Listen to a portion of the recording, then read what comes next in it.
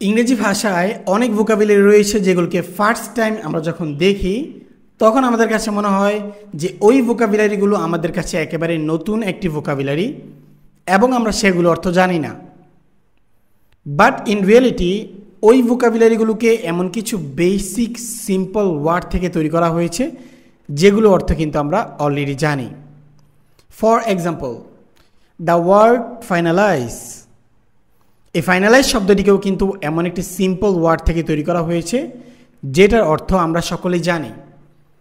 But এখন যদি আমি 100 জন স্টুডেন্টকে জিজ্ঞেস করি যে এই ফাইনালাইজ শব্দের অর্থ কী, তার মধ্যে 50% of student will say I don't know. এবং এই ভিডিওটি দেখা অবস্থায় তোমার কাছে যদি মনে হয় যে এই ফাইনালাইজ শব্দটি একটি নতুন শব্দ এবং তুমি সেটা অর্থ জানো না, তাহলে কিন্তু সেটা ভুল। কারণ এই ফাইনালাইজ শব্দটিকে এমন একটি বেসিক ওয়ার্ড থেকে তৈরি করা হয়েছে যেটা অর্থ কিন্তু আমরা সকলেই জানি। এবং এই ফাইনালাইজ শব্দটিকে যেই শব্দ থেকে তৈরি করা হয়েছে সেটা হচ্ছে ফাইনাল। ফাইনাল শব্দের অর্থ কিন্তু আমরা সকলেই জানি। এই ফাইনাল শব্দটি হচ্ছে একটা নাউন। আমরা যদি এই নাউন ফর্মের শেষে একটা সাফিক্স যোগ করি IZE, তাহলে কিন্তু সেটা তার ভার্ব ফর্ম তৈরি হবে ফাইনালাইজ। এবং ফাইনাল শব্দের অর্থ যদি হয় শেষ, সর্বশেষ বা চূড়ান্ত, তাহলে এখন তুমি বলতে পারবে ফাইনালাইজ যেটা কিনা তার ভার্ব ফর্ম, এটার অর্থ কি হবে। তো ফাইনালাইজ শব্দের অর্থ হবে শেষ করা, চূড়ান্ত করা বা সমাপ্ত করা। এবং ইংরেজি ভাষায় এরকম শত শত ভোকাবুলারি রয়েছে যেগুলিকে ফার্স্ট টাইম দেখার পর তোমার কাছে মনে হবে যে সেগুলো নতুন কোনো শব্দ এবং তুমি সেটা অর্থ জানো না। বাট প্রকৃতপক্ষে ওই ভোকাবুলারিগুলোকে এমন কিছু সিম্পল ওয়ার্ড থেকে তৈরি করা হয়েছে যেগুলো অর্থ কিন্তু আমরা সকলেই জানি। এবং এই প্রবলেমটি ফেস করার কারণ হচ্ছে আমাদের লার্নিং সিস্টেম। অ্যাকচুয়ালি আমরা যে সিস্টেম অনুযায়ী ভোকাবুলারি শিখি ওই সিস্টেমটি হচ্ছে রং, এবং ওই সিস্টেমটি রং হওয়ার কারণে কিন্তু আমরা এই প্রবলেমগুলো ফেস করে থাকি। আমরা সাধারণত যেভাবে ভোকাবুলারি শিখি তার কয়েকটি এক্সাম্পল যদি তোমাদের সাথে এখন শেয়ার করি। আমরা যখন কোনো বইয়ে অথবা কোনো আর্টিকেলের মধ্যে নতুন কোনো ভোকাবুলারি পাই তখন আমরা সেটাকে সরাসরি ডিকশনারিতে সার্চ করি এবং সেখান থেকে আমরা আমাদের নিজের মতো করে এক বা দুইটা বাংলা অর্থ নিয়ে সেটাকে খাতায় লিখি এবং সেটাকে আমরা মুখস্থ করে রেখে দিই। আবার অনেকে রয়েছে যারা কিনা লেখার প্রয়োজনও বোধ করে না, তারা জাস্ট 1 থেকে 2 বার দেখে এবং তারপর সেটাকে রেখে দেয়। প্রায় 80% মানুষ লিস্ট বানিয়ে ভোকাবুলারি শিখে, এবং লিস্ট বানিয়ে ভোকাবুলারি শিখে কিন্তু কোনো লাভ নেই। কারণ তুমি যখন লিস্ট বানিয়ে ভোকাবুলারি শিখবে তখন তুমি জাস্ট ওই শব্দটির শুধু একটা ফর্ম শিখতে পারবে।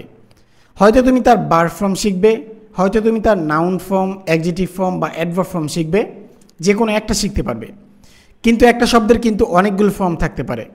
তার নাউন ফর্ম, তার ভার্ব ফর্ম, তার অ্যাডজেক্টিভ ফর্ম, তার অ্যাডভার্ব ফর্ম, তার অনেক প্রকার ভার্ব ফর্ম, তার কয়েকটা নাউন ফর্ম থাকতে পারে, তার কয়েকটি অ্যাডজেক্টিভ ফর্ম থাকতে পারে। তুমি যদি তার সকল ফর্ম সম্পর্কে না জানো এবং কিছুদিন পর যদি তুমি অন্য কোনো বইয়ে অথবা আর্টিকেলের মধ্যে ওই শব্দটির ভিন্ন কোনো ফর্ম দেখো, তখন তোমার কাছে মনে হবে যে ওই শব্দগুলো নতুন একটি শব্দ এবং তুমি সেটা অর্থ জানো না।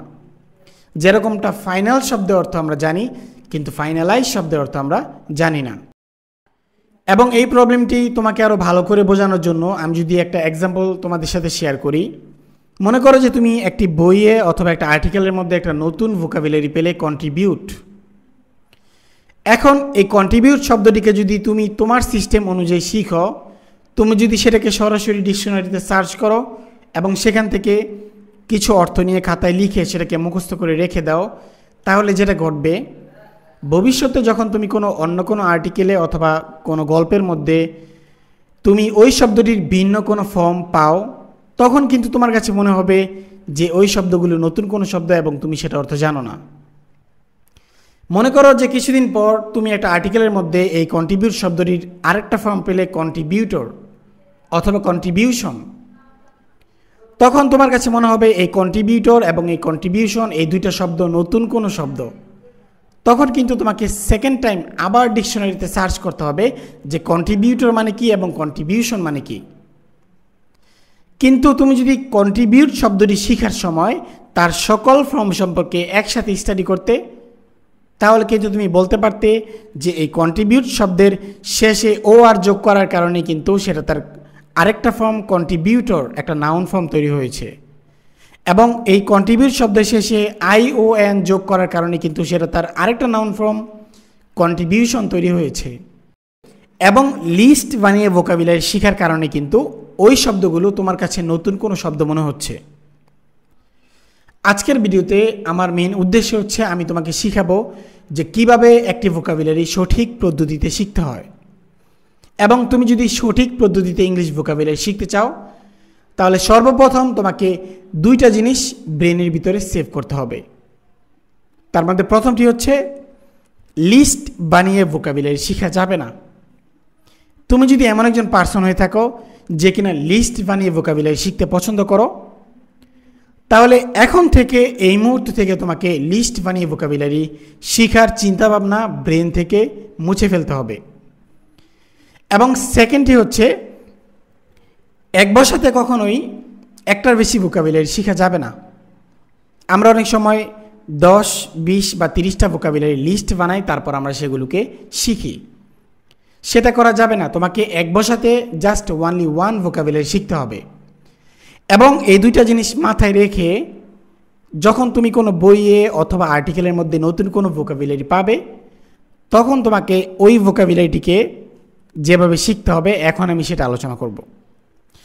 সর্বপ্রথম তোমাকে ওই শব্দটিকে ডিকশনারি বা চ্যাটজিপিটিতে সার্চ করতে হবে যে ওই শব্দটির মিনিং আসলে কি, ওই শব্দটির দ্বারা আসলে কি বোঝানো হচ্ছে। তুমি যদি নিজে থেকে ওই শব্দটির মিনিং বুঝতে পারো, দ্যাটস গুড। এবং তোমার যদি ওই শব্দটির অর্থ বুঝতে কঠিন মনে হয়, তাহলে তোমাকে যেটা করতে হবে, তোমাকে সরাসরি চ্যাটজিপিটিতে সার্চ করতে হবে যে আমাকে এই শব্দটির মিনিং রিয়েল লাইফ সিচুয়েশন অনুযায়ী বুঝিয়ে দেন। তখন চ্যাটজিপিটি তোমাকে লিস্ট সুন্দরভাবে তোমাকে ওই শব্দটির মিনিংগুলো পাঠাবে এবং রিয়েল লাইফ সিচুয়েশন শেয়ার করবে তোমাকে ওই শব্দটির মিনিংটি বোঝানোর জন্য। এবং ওই শব্দটির মিনিং সম্পূর্ণ বোঝার পর তোমাকে যেটা করতে হবে, তোমাকে আবার চ্যাটজিপিটিকে জিজ্ঞেস করতে হবে যে আমাকে এই শব্দটির সকল ফর্মগুলো লিখে পাঠান। তখন চ্যাটজিপিটি তোমাকে কয়েক সেকেন্ডের ভিতরে তার সকল ফর্মগুলোকে পাঠাবে। অর্থাৎ ওই শব্দটির যে noun form, verb form, adjective form, adverb form রয়েছে, সকল ফর্মগুলো তোমাকে লিখে পাঠাবে। এবং তখন তোমাকে যেটা করতে হবে, ওই ফর্মগুলোকে তোমাকে খাতার মধ্যে লিখতে হবে এবং প্রত্যেকটি ফর্মের সাথে তোমাকে এক্সাম্পল ইউজ করতে হবে ওই ফর্মগুলিকে বোঝানোর জন্য। এবং ওই ফর্মগুলোকে একটি বাক্যের মধ্যে কিভাবে ইউজ করা হচ্ছে সেটা তোমাকে বুঝতে হবে। এবং সর্বশেষ তোমাকে যেটা করতে হবে, ওই ভোকাবুলারিটিকে রিয়েল লাইফ কোন কোন সিচুয়েশনে সেটাকে ইউজ করতে হয় সে বিষয়ে জানতে হবে। এবং এটা জানতে গেলেও তোমাকে চ্যাটজিপিটির সাহায্য নিতে হবে। তুমি চ্যাটজিপিটিকে জিজ্ঞেস করতে পারো যে আমাকে কিছু রিয়েল লাইফ সিচুয়েশন পাঠান যেখানে আমি এই শব্দটিকে ইউজ করতে পারবো। তখন চ্যাটজিপিটি তোমাকে কিছু রিয়েল লাইফ সিচুয়েশন পাঠাবে যে তুমি বাজারে গিয়ে এই শব্দটি ইউজ করতে পারবে, তুমি তোমার ফ্রেন্ডের সাথে কথা বলার সময় এই শব্দটি ইউজ করতে পারবে, তুমি রেস্টুরেন্টে গিয়ে এই শব্দটি ইউজ করতে পারবে।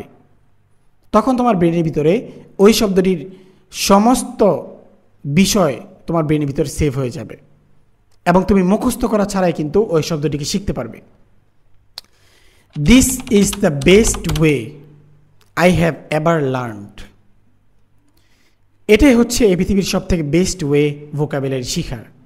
তুমি যদি এই সিস্টেম অনুযায়ী ভোকাবুলারি শিখো, তাহলে কিন্তু তুমি সেটাকে মুখস্থ করা ছাড়া শিখতে পারবে এবং তুমি সেটাকে ইউজ করে ইংরেজিতে স্পিকিং করতে পারবে এবং নিজের মতো করে বানিয়ে ইংরেজি লিখতে পারবে। এবং তুমি যদি এই সিস্টেম অনুযায়ী ভোকাবুলারি শিখতে চাও, তাহলে চ্যানেলটিকে প্লিজ সাবস্ক্রাইব করবে এবং ভিডিওটি ভালো লাগলে অবশ্যই লাইক করে দেবে।